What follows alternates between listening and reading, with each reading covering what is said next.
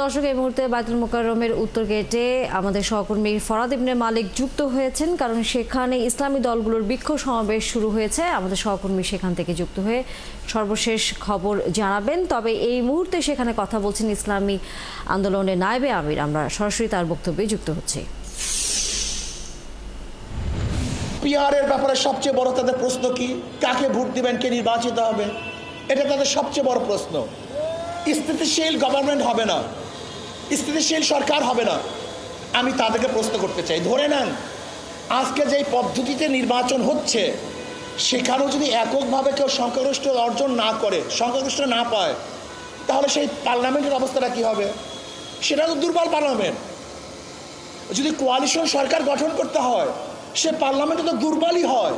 তা বর্তমান পরিস্থিতিতে পদ্ধতিতেও তো দুর্বল পার্লামেন্ট হওয়া সম্ভব। আর পিআর সিস্টেমে নির্বাচন দিতে বিএনপির আপত্তি থাকারই কথা না, কারণ তাদের একজন উঁচু পর্যায়ের বক্তা বক্তব্য দিয়েছেন, উঁচু পর্যায়ের নেতা বক্তব্য দিয়েছেন যে 90% ভোট তাদের। যদি 90% ভোট তাদের হয় তাহলে তারা আসন পাবে 270-এর উপরে।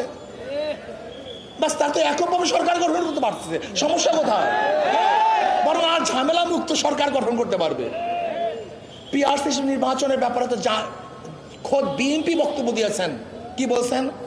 তিনি জাতীয় সংসদ গঠন করবেন, জাতীয় সরকার গঠন করবেন। তার জাতীয় সরকারটা কিভাবে হবে আমাকে বলুন। সবার সম্মিলিত যে সরকার হয় সেই সরকারটাই তো জাতীয় সরকার হয় না, একক সরকারকে জাতীয় সরকার বলা হয়। তাই যেহেতু সবার সম্মিলিত সরকারকে জাতীয় সরকার বলা হয়, আর পিআর পদ্ধতিতে তো সমস্ত দলে, সমস্ত মতে, সমস্ত আদর্শের মানুষগুলি সংসদে যাবে।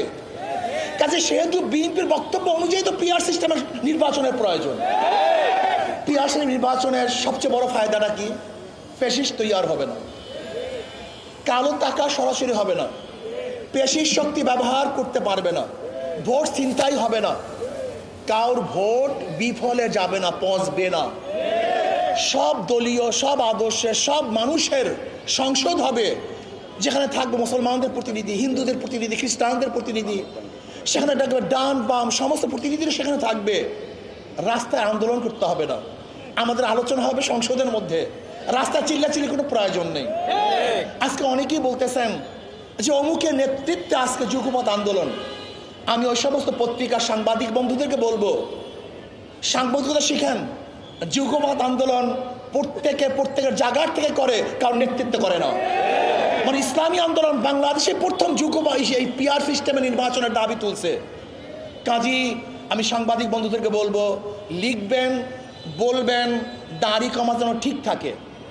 পিআর সিস্টেমে নির্বাচন দিতে হবে, এই জাতির দাবি। যদি আপনারা মনে করেন যে ঐক্যমত কমিশনে আপনার সিদ্ধান্ত বুঝতে না পারেন, সহজ কথা, আপনার গণভোট দেন, রেফারেন্ডাম দেন। যদি জনগণ পিআর সিস্টেম নির্বাচনের পক্ষে থাকে তাহলে আমরা অবশ্যই দাবি করতে পারি। আর যদি জনগণ পিআর সিস্টেম নির্বাচন না চায় তাহলে আমরা দাবি করব না।